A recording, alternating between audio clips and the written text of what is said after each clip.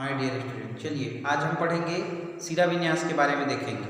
तो सिरा विन्यास क्या होता है ये देखते हैं। तो पत्ती में जो क्या होती है, मध्य सिराएं से अनेक रेखाएं निकली होती है। जैसे ये पत्ती है, मान के चलिए ये जैसे कोई पत्ती है, ठीक। ये पत्ती से क्या होगा, जैसे ये मध्य सिरा, ये वाला पार्ट आपका कौन है, ये पार्ट क्या कहलाता है आपका, ये पार्ट पूरा ये मध्य सिरा कहलाता है। मध्य सिरा से अनेक जालीनुमा या रेखायुमा संरचनाएं निकलती है, इसे क्या कहते हैं, इनको सिरा विन्यास कहते हैं। क्या कहते हैं इनको, सिरा विन्यास कहते हैं, ठीक है। चलिए तो हम पढ़ेंगे सिरा विन्यास। तो सिरा विन्यास दो प्रकार के होते हैं। सिरा विन्यास कितने प्रकार के होते हैं, सिरा विन्यास दो प्रकार के होते हैं। पहला आपका है जालिका व सिरा विन्यास, दूसरा आपका है कौन सा सिरा विन्यास, दूसरा आपका है, दूसरा देखते हैं हम लोग समांतर सिरा विन्यास। सिरा विन्यास दो प्रकार का होता है। क्या होता है, दो प्रकार का। पहला आपका होता है समांतर सिरा विन्यास, समांतर सिरा विन्यास। दूसरा आपका होता है जालिकावत सिरा विन्यास। दूसरा आपका क्या होता है, जालिकावत सिरा विन्यास, जालिकावत सिरा विन्यास। चलिए तो हम यहाँ पे देखते हैं समांतर सिरा विन्यास में क्या होंगे, ऐसी सिराएं या पर्णवृत्त से जब क्या या मध्य, ये मध्य सिरा है, ये मान के चलिए आपको पत्ती है, पत्ती का मध्य सिरा है। तो पत्ती के मध्य सिराओं से क्या होती है, जब बहुत सारे अरेखित और अरेखित क्या करती हैं, रेखित या फिर अरेखित होंगी, जो भी होंगी, रेखित या फिर और दूसरा लेते हैं एग्जाम्पल, जैसे ये मान के चलिए कोई दूसरा पत्ती है, तो मध्य सिरा के समांतर या मध्य सिरा के विपरीत दिशा में समांतर एक दूसरे से अनेक सिराएं निकलती हैं। देखिए तुम्हें संरचना यहाँ अनेक सिराएं निकलती है, तब पत्तियों के विन्यास को, पर्ण मतलब पत्तियों के विन्यास को क्या कहते हैं, समांतर सिरा विन्यास। जब एक दूसरे के समांतर होंगे तब क्या कहलाएगा, समांतर सिरा विन्यास। तो ये पहला हो गया आपका, ये बांस का पौधा वाला हो गया ये, ठीक, ये, और ये इस प्रकार का होता है। दूसरा मान के चलिए पत्ती है, तो पत्ती में इस प्रकार का भी ऐसे होता है, जैसे आप केले की पत्ती में इसको देख सकते हो। ये भी आपका कौन है, आपका समांतर सिरा विन्यास है। केले की पत्ती में कौन सा सिरा विन्यास है, समांतर सिरा विन्यास। चलिए सेकंड हम लोग देखते हैं जालिका सिरा विन्यास। ये मान के चलिए आपका कोई पौधा है, ठीक, ये उसका मध्य सिरा है, ये है आपके पौधे का मध्य सिरा है, मान के चलिए ये आपके पौधे का मध्य सिरा। तो अनेक जालिकावत संरचनाएं होंगी, जैसे कि तो किसी पौधे के या किसी पर्ण से मध्य सिरे से, किसी पर्ण के मध्य सिरे से अनेक रेखित संरचनाएं निकलते हैं, या अनेक छोटी छोटी अनेक अनियमित संरचनाएं वाली क्या निकलती हैं, आपकी सिराएं निकलती हैं। तो पर्ण के इस सिराओं को और इस विन्यास को क्या कहते हैं, जालिकावत सिरा विन्यास कहते हैं। क्या कहते हैं हम लोग, जालिकावत सिरा विन्यास कहते हैं। चलिए एक और एग्जाम्पल देखते हैं इसके लिए, ऐसे ये मान के चलिए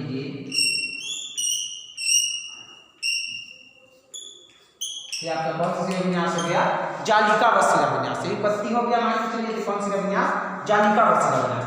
अब बात करते हैं उदाहरण की, ठीक, इसकी भी उदाहरण और इसके भी उदाहरण। तो एक छोटा सा स्टोरी बनाया है मैंने इसके उदाहरण के लिए, ठीक। चलिए तो पहले किसका बताऊं, समांतर का ही बता देता हूँ, नहीं पहले जालिकावत का बताया था, ठीक, जालिकावत का पहले बता देता हूँ उदाहरण। चलिए तो क्या होता है, गांव के जो बाबा लोग रहते हैं, ठीक, बाबा मतलब सियान लोग, उन लोग को क्या पसंद रहता है, क्या खाना, गुड़ खाना पसंद रहता है।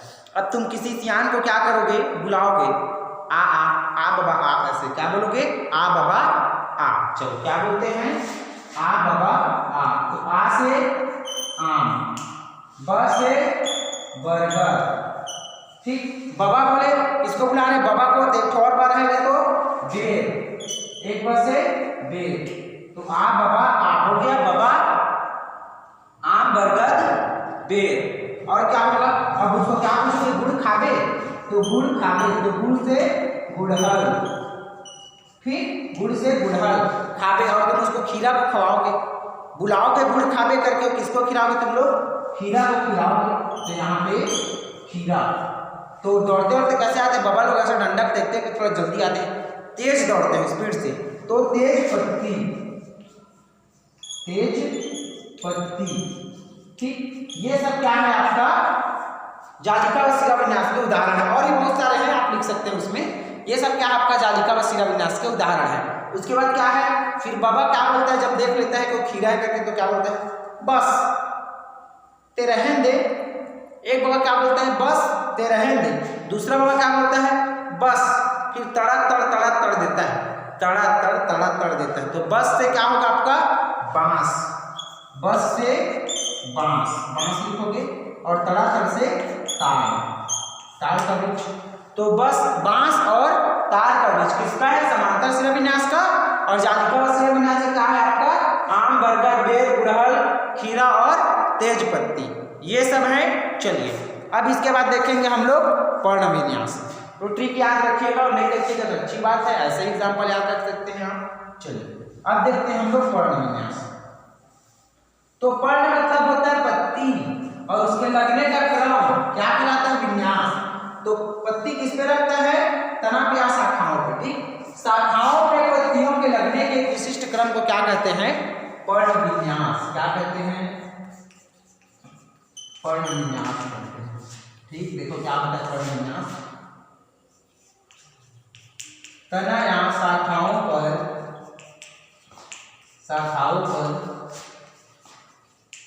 पत्तियों के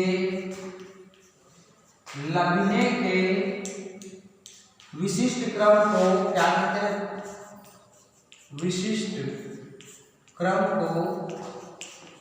को पर्ण विन्यास कहा जाता है, पर्ण विन्यास कहा जाता है, विन्यास कहा जाता है। ये हो गया, ये क्या है आपका पर्ण विन्यास का परिभाषा। चलिए तो हम लोग देखते हैं पर्ण विन्यास कितने प्रकार के होते हैं। पर्ण विन्यास 4 प्रकार के होते हैं, ठीक। कौन कौन सा, पहला अल्टरनेट मतलब क्या होता है, एकांतर पर्ण विन्यास, एकांतर पर्ण विन्यास। दूसरा होता है अपोजिट, क्या होता है दूसरा आपका, अपोजिट फाइलोकेट्री, अपोजिट मतलब विपरीतार्थी,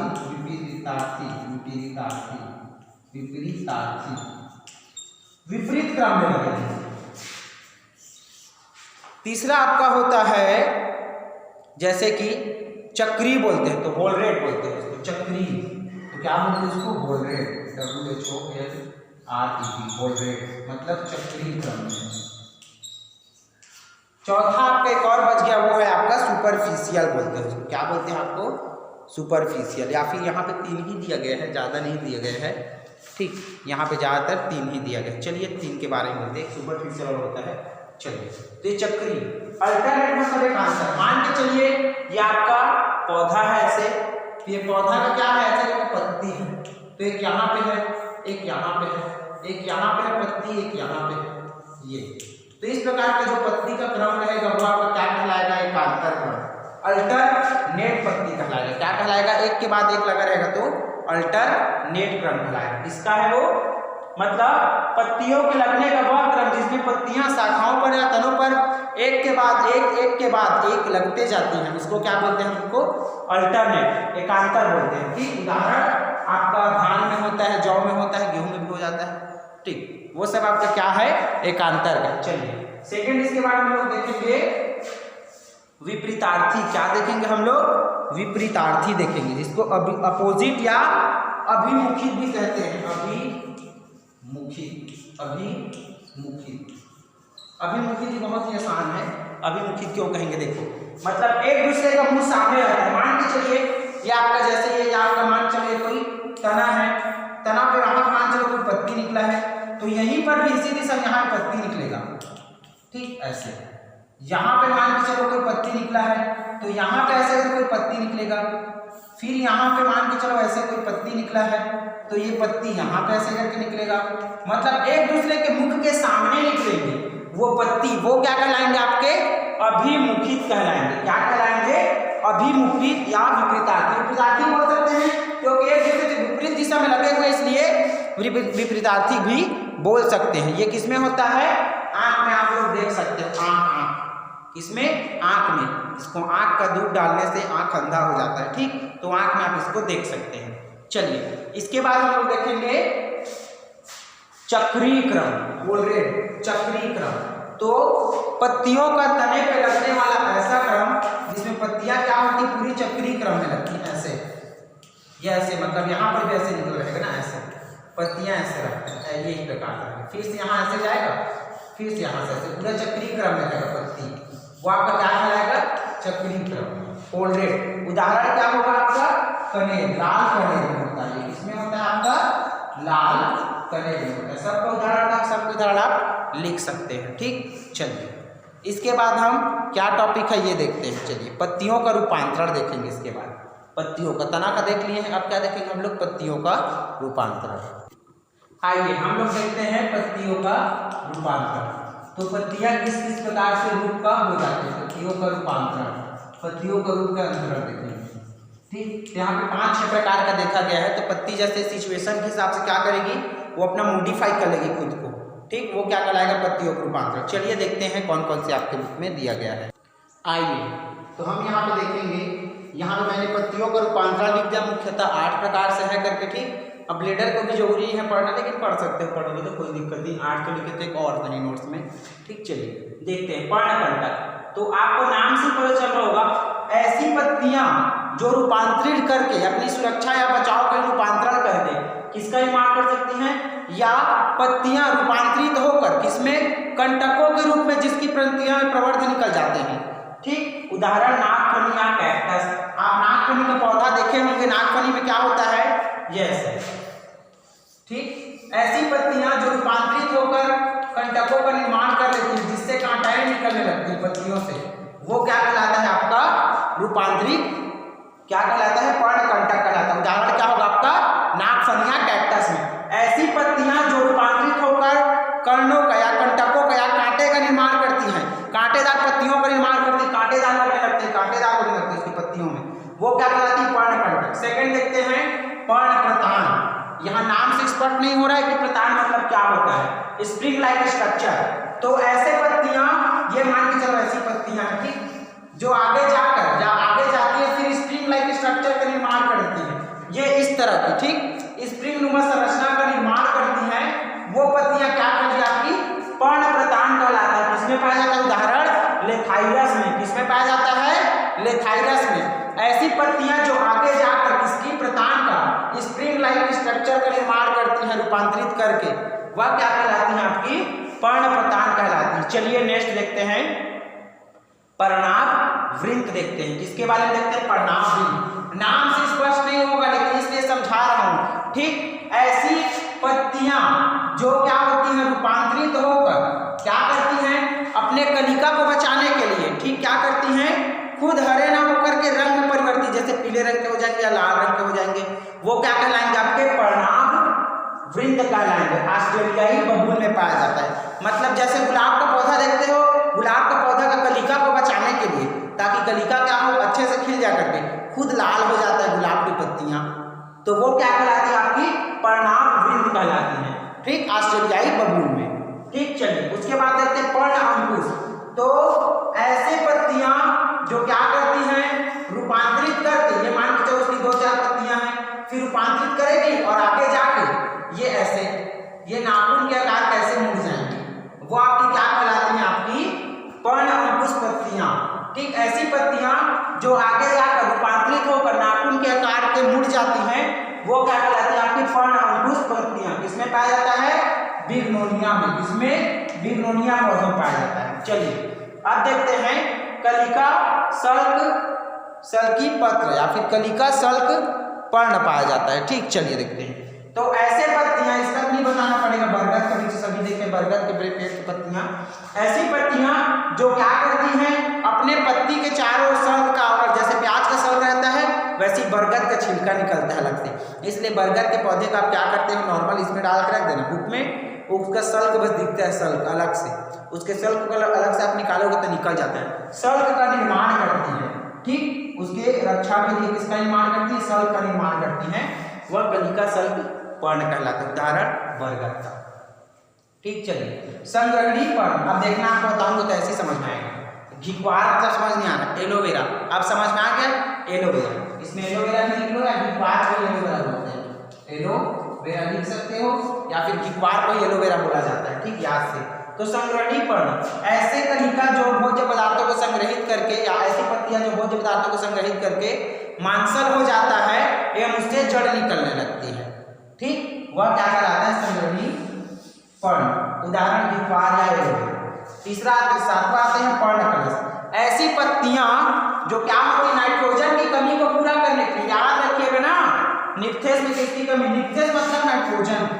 तो N2 की कमी को पूरी करने के लिए, मान के चलिए इसका कुछ ऐसा सा पत्ती रहता है, ऐसा बहुत सारा सा पत्ती रहता है, लेकिन कुछ इसमें से ऐसा निकल के आ जाता है, ये ऐसा इस टाइप से। ठीक, कलश में संरचना कैसे निर्माण कर ली गई? ठीक, ऐसे ये इस टाइप से कलश में संरचना का निर्माण कर लेते हैं। तो ऐसी पत्तियां जो नाइट्रोजन की कमी को पूर्ण करने के लिए कलश में संरचना का निर्माण कर लेती हैं, क्या कहलाती हैं? आपकी क्या कहलाती हैं? पर्णकलश। किसमें पाया जाता है? निक्थेस में। और आता है पर्णमूल। ऐसी पत्तियां जो क्या करती हैं आपकी, जिस पत्तियों से क्या होता है? जड़ निकलने लगता है। जली पत्तियां होता है नॉर्मल ये, ऐसी जली पत्तियां जिससे क्या होती हैं? जड़ निकलने लगती हैं। तो वो क्या, जैसे मान चलिए पत्ती है, ये पत्ती से ऐसे रेशेदार ऐसे ऐसे जड़ निकलने लगेगा, जड़ निकलने लगेगा पत्ती से, तो वो क्या कहलाएगा? आपका पर्णमूल। उदाहरण क्या होगा? साल्विनिया होगा। ठीक, चलिए अब हम लोग देखेंगे पत्ती के कार्य। इसके कार्य पत्ती पहला क्या होता है? प्रकाश संश्लेषण अर्थात भोजन बनाने में। पहला कार्य क्या होता है? इसका 3 मुख्य कार्य दिया गया है। पहला कार्य आपका प्रकाश संश्लेषण सूर्य की उपस्थिति में। दूसरा कार्य क्या है? वाष्पोत्सर्जन। वाष्पोत्सर्जन मतलब क्या करता है? वाष्प का उत्सर्जन करता है, वो क्या कहलाता है? वाष्पोत्सर्जन।